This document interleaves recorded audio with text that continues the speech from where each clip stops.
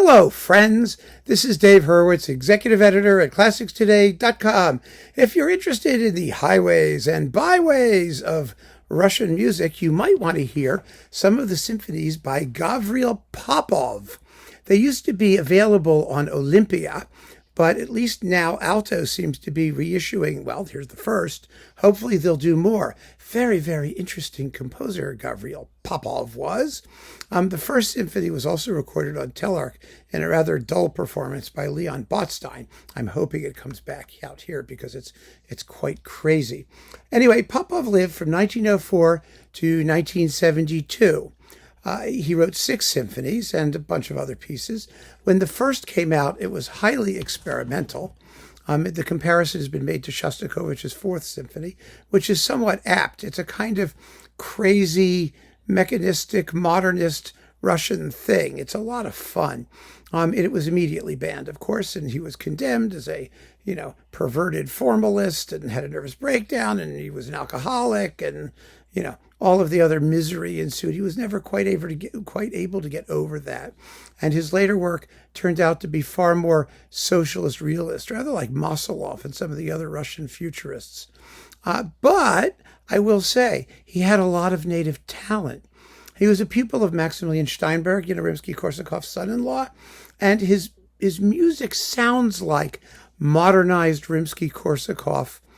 The scoring reminds me of Respighi, with like harps and things. And Respighi was a pupil of Rimsky-Korsakov for a while anyway. And so there it is. I mean, there's a connection there.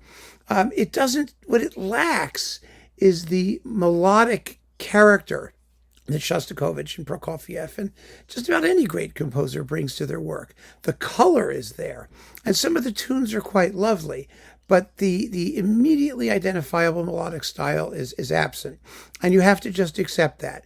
You're not going to know necessarily who wrote the thing, but you're going to enjoy it, and that's the point. So let me just tell you, the Second Symphony, which was a big step backward from the first, is called the Motherland. I mean, it's a socialist realist piece, but somewhat like Shostakovich. I mean, it's not as adventurous as the first, but it's still good music. The second movement is really, the scherzo is quite similar to what Stravinsky would do in Petrushka, only without the sharp edge and syncopated rhythms. But it's similar in that respect, and it's an exciting work. It really is a beautiful work. The opening is just for like strings and timpani, and it's very moving. And I enjoyed it. I enjoyed it very much. The Fifth Symphony is even more interesting. It's subtitled Pastoral.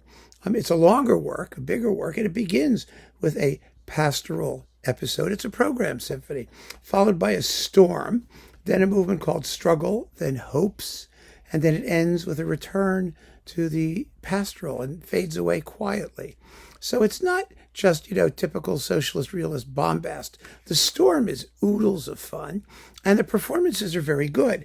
The Second Symphony, the Motherland, is the USSR Radio and TV Symphony Orchestra under Gennady Provotarov. And the other is the USSR State Symphony Orchestra under Gurgen Karapetyan. They are quite capable conductors, both. The sonics are early Russian digital, which is like scary. I think they're digital. I believe they were. Let me see if it gives me it wasn't. What am I saying? One was recorded in 1961, one in 1963. Boy, is that not digital. No, it's Russian analog. Well, that explains a lot, doesn't it? Frankly, their digital sounded worse than some of their analogs, so that's why I thought that. So never mind me. The sonics are similar to what you hear in the Kondrashin Shostakovich cycle. The earlier ones, like, the 8th or the 10th, those were from about the same period, sort of hard-edged, sometimes a little overloaded, but they're quite listenable. They really are.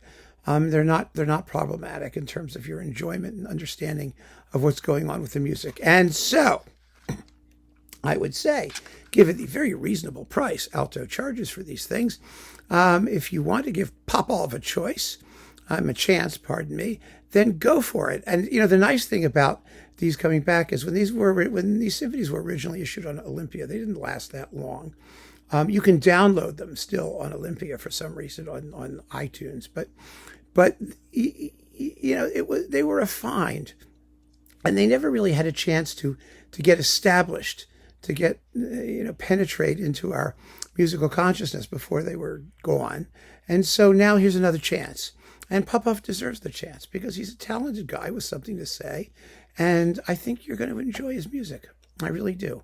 So keep on listening, friends. Thanks so much for joining me. Take care.